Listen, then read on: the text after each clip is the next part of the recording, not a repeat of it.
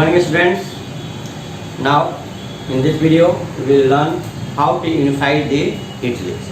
And first of all हम जो ये चाहेंगे कि पहले आप जो है इटली की जो हमारा जोग्राफिकल कंडीशन है उसको अगर हम लोग समझेंगे तो फिर हम अच्छी तरह से समझ पाएंगे कि इटली का जो यूनिफाई जो है वह कैसे हुआ। जैसे कि आप लोग बुक में देख सकते हैं कि आपका जो बुक है उस पर एक फिगर दिया हुआ है इस साइड में। इस फिगर का आप लोग ध्यान से देखेंगे तो हम क्या पा रहे हैं, ये पूरा इटली का जो है हमारा हिस्सा यहाँ पे दिखाई पड़ रहा होगा और यहाँ पर आपको विभिन्न प्रकार के कलर दिखाई पड़ रहेंगे और जैसे ही आप अलग अलग कलर दिख रहे होंगे यानी वह सभी जो है वह किसी अन्य राजाओं द्वारा, किसी अन्य कंट्रीज द्वारा, किसी और इम्पेरर्स द्वारा जो है वह कब्जा किया हुआ हिस्सा है। इसको समझने के लिए हम जो है इस पार्ट को 3 हिस्सा में बांटेंगे जिसमें हम लोग ऊपरी हिस्सा और मिडिल और नीचे वाले हिस्से के बारे में हम लोग बात करेंगे। नॉर्थन पार्ट, सेंट्रल पार्ट और साउथर्न पार्ट। अब देखिए नॉर्थन पार्ट जो था, ये नॉर्थन पार्ट का जो एरिया था वह हब्सबर्ग इम्पेरर के जो कब्जे में था। मिडिल वाला जो एरिया था वह पोप के हाथ में था और नीचे वाला जो एरिया जो हमारा साउथर्न पार्ट है वो बर्बन डेंसिटी जो स्पेन का था उसके कब्जे में था।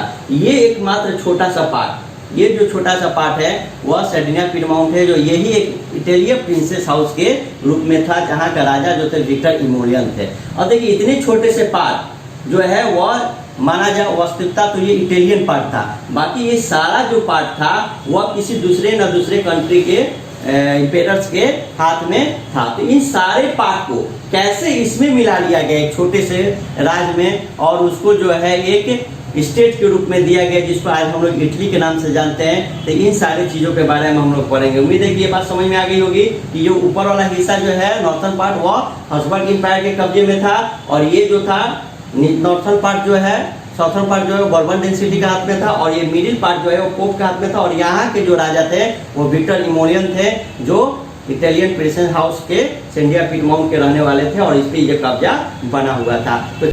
तो अब हम लोग समझते हैं कि किस तरह से एक छोटे से पार्ट के जो इम्पेरर हैं वह किस तरह से पूरे इटली को जो है एक यूनिफाई कर दिया है। इसमें सबसे पहले हम लोग नाम पढ़ेंगे गिस्पे मेजनी के बारे में, जो आप लोग पिछले भी पॉइंट वीडियोज में आप लोग नाम पढ़ेंगे कि जिन्होंने बहुत सारा सीक्रेट कमेटी बनाकर, अंडरग्राउंड मेजोरिटी बनाकर जो है इसके खिलाफ में जो है रेवोल्यूशन किए हुए थे।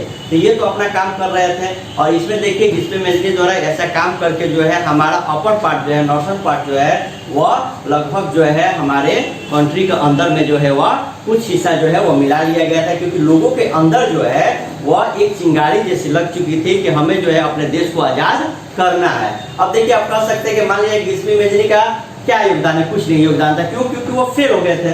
क्योंकि जब उन्होंने आंदोलन किया था, जब उन्होंने रेवोल्यूशन किया था तो उस समय क्या हुआ, इटली यूनिफाई नहीं हो पाया। लेकिन ये कहना बिल्कुल गलत है। जैसे मान लिया जाए कि हम अपने कंट्री का अगर एग्जांपल लेते हैं, हमारे यहाँ भी 1857 में एक आंदोलन हुआ था जिसमें लक्ष्मीबाई का नाम हम लोग अभी भी बहुत ही जो है प्राउड के साथ लेते हैं। तो क्या हम कह सकते हैं कि लक्ष्मीबाई का योगदान जो था वो फेल था? नहीं, हमने आज़ादी तो उस समय नहीं प्राप्त किया। 1857 में ये घटना घटी लेकिन आज़ादी हमने कब प्राप्त किया?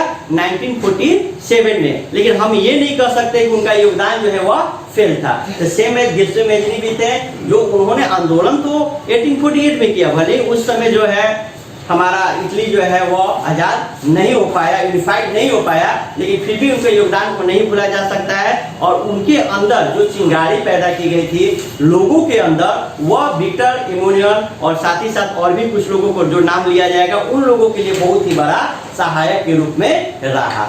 चलिए नेक्स्ट पॉइंट में हम लोग देखते हैं किंग विक्टर इमोलियन का क्या योगदान था। क्योंकि हमने बताया कि सर्डिनिया पीडमाउंट के जो वो प्रिंसली स्टेट जो थे वहाँ के वो जो थे वो कार्यकारिणी जो नेता थे, इम्पेरर थे, तो उन्होंने क्या किया कि हम जो है इस पूरे इटली को जो है एक यूनिफाइड कंट्री के रूप में बनाएंगे। अब सेम एज कीजिए कि वो राजा थे, अब राजा थे किसी को जिम्मेवारी देंगे तो उन्होंने अपने चीफ मिनिस्टर काबूल को ये दिए जिम्मेवारी कि ठीक है आप जो है यूनिफाई करने का काम कीजिए। अब ये जो काबूल जो था उसका दूसरे प्रिंसली स्टेट के साथ बहुत अच्छा संबंध था और वह जो है वह किसी भी प्रकार का ना तो रेवोल्यूशनिस्ट था ना ही डेमोक्रेटिक था। यानी कि उसको काम दे दिया गया है कि हमको इसको यूनिफाई करना है। तब यूनिफाई करना है तब हम क्या करेंगे, चाहे हमको उसके साथ लड़ाई करना पड़े या कुछ भी करना पड़े हम उसको यूनिफाई करेंगे। तो वह बहुत ही डिप्लोमेटिक आदमी भी था जो दूसरे स्टेट के साथ जो है उसका बहुत ही अच्छा जान पहचान था, जिसके चलते वह यूनिफाई करने का काम जो है वह किया। नेक्स्ट नाम जो हम लोग आता है फिर से गिस्पे गैरिबल्डी। गैराबाल्डी देखिए, दो मेजनी और गैराबाल्डी दोनों अलग अलग नाम है, उसको ध्यान में रखना होगा। अब जिसपे गैराबाल्डी क्या था कि वह लोकल पीजेंट को सपोर्ट के द्वारा एक बहुत ही बड़ा सक्सेसफुल रूलर को जो वहां से ड्राइव किया, और वहां पे जो हमारा साउथर्न पार्ट है जिसको हम लोग बर्बन डेंसिटी के नाम से जानते हैं, जो स्पेनिश राजा के द्वारा आया हुआ था, उसको वहां से ड्राइव करने में सक्सेस हुआ। विदाउट जो है बिना हेल्प के उन्होंने जो किया, ये देखा जा सकता है कि किस तरह से स्पेनिश राजा को जो है वो अपने यहाँ से हटा दिया। हालांकि जो है हम लोग ये देख सकते हैं कि बहुत सारे नेशनलिस्ट आइडियोलॉजी भी इसमें बहुत बड़ा काम किया, लेकिन वहाँ पे इतना कुछ होने के बाद भी जो था वहाँ पे इलेक्ट्रिसिटी जो है वो बहुत ही कम था, और वहाँ के लोगों में शिक्षा जो है बहुत ही कम थी। अब देखिए इसका एग्जाम्पल के तौर पर हम लोग कह सकते हैं कि यहाँ पे जो है इटालिया जो है एक इटालियन जैसे नाम लिया जाता है, जैसे हम लोग कैसे इंडियन कहते हैं, वहाँ के लोग इतने इलिटरेट थे तो वह इटालिया जो है वह लाटेलिया जो जानते थे कि विक्टर एम्मनुएल की वाइफ का नाम है, लेकिन फिर भी लोगों के अंदर जो जोश था, जज्बा था, जिसमें हम लोग जिसपे मैजनी, विक्टर एम्मनुएल, मिनिस्टर काबोर और साथ ही साथ जिसपे गैराबाल्डी के योगदान के द्वारा है अंत में जो है पूरे जो साउथर्न पार्ट था, नॉर्थर्न पार्ट था और सेंट्रल पार्ट था, उन सभी को आपस में मिला लिया गया। इसमें एक चीज ध्यान रखना होगा कि सेंट्रल पार्ट के बारे में इस बुक में कहीं नहीं दिया हुआ है, लेकिन इसके बारे में भी बता दें कि जब नॉर्थर्न पार्ट और साउथर्न पार्ट को इटली में मिला लिया गया तो वहां का जो शासक जो थे, मतलब कंट्रोलिंग पावर जो पोप के हाथ में था, उन्होंने सोचा कि अब इससे कोई फायदा है नहीं, हम जो मेरा नॉर्थर्न पार्ट उसमें मिल गया, साउथर्न पार्ट उसमें मिल गया, तो इस पार्ट को भी उन्होंने स्वेच्छा से जो है इटली में मिला दिया कि ताकि हमारा अधिकार जो है वह बना रहे। तो इस तरह से जो है इटली का भी यूनिफिकेशन हो गया। फिलहाल के लिए इस वीडियो में इतना ही। नेक्स्ट वीडियो में हम लोग ब्रिटेन के बारे में पढ़ेंगे। तो फिलहाल के लिए stay at home, be safety, thank you.